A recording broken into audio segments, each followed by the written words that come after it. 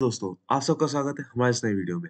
इस वीडियो में हम देखेंगे नेचर बेस्ड सॉल्यूशन का हमारा जो दूसरा ऑप्शन था, वाटर मैनेजमेंट, उसमें किस तरीके से क्या-क्या ऑप्शन होते हैं हमारे पास कार्बन क्रेडिट को अर्न करने के, क्या उसके बेनिफिट्स होते हैं और क्या उसका क्लाइमेट के ऊपर इम्पैक्ट होता है। जो सबसे पहला ऑप्शन हमारे पास है, वो है रिस्टोरेशन ऑफ रिवर एंड फ्लडलैंड्स।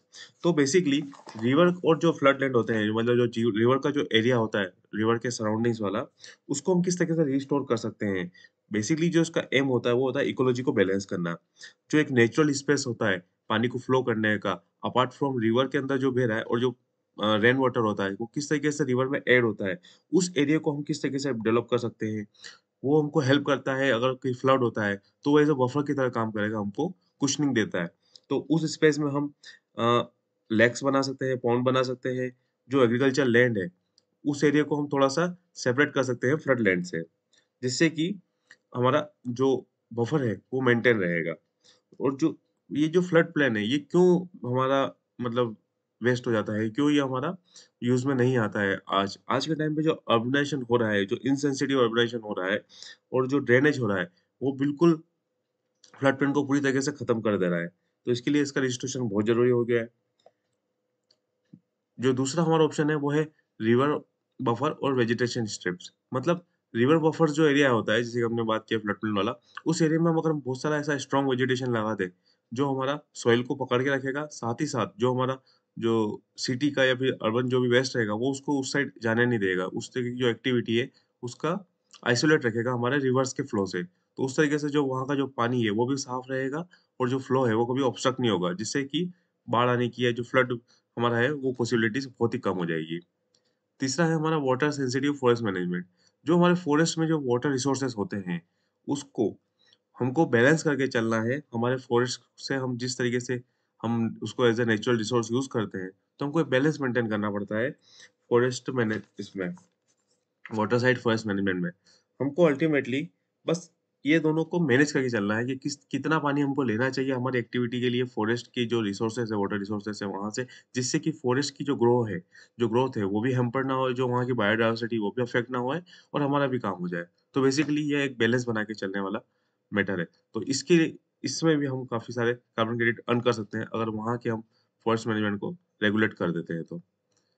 इससे क्या बेनिफिट्स होते हैं? जैसे हमने देखा रेगुलेशन ऑफ फ्लो, मतलब जो वा पानी अगर हमने फॉरेस्ट के अंदर या फिर हमने नॉर्मली वो वाटर में अगर हमने कोई बाहर से कचरा नहीं जाने दिया, प्लास्टिक नहीं जाने दिया या फिर कोई भी मिक्सिंग नहीं होने दी अर्बन वेस्ट की, तो पानी का जो फ्लो है वो ऑब्स्ट्रक्ट नहीं होगा, जिससे कि उसकी क्वालिटी और उसका फ्लो दोनों मेंटेन रहेगा।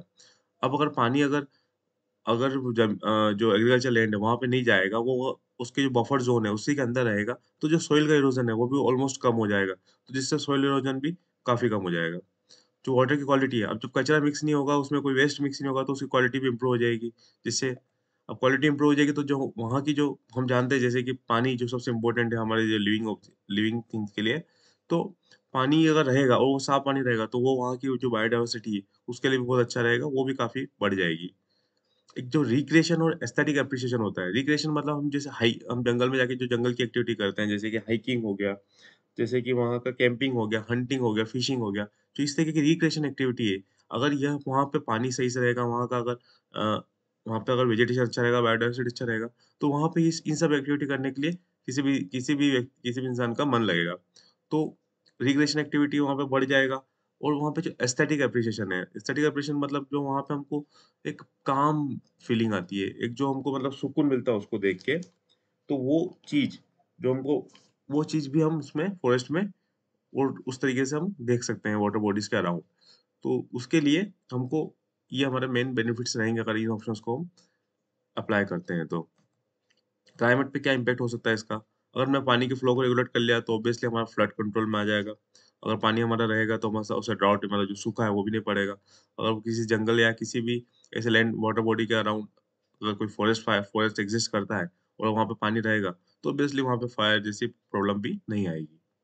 तो ये था हमारा आज का nature based solution water management से हम किस तरीके से क्या-क्या ऑप्शंस है हमारे, उन ऑप्शंस को एक्सप्लोर करके हम कार्बन क्रेडिट को अर्न कर सकते हैं और उसका एक बेसिकली उसके क्या-क्या बेनिफिट्स होते हैं और उसका क्लाइमेट पे क्या इम्पैक्ट होता है। आने वाले वीडियो में हम देखेंगे अगला नेचर बेस्ड सॉल्यूशंस को डिटेल में। तब तक के लिए थैंक यू।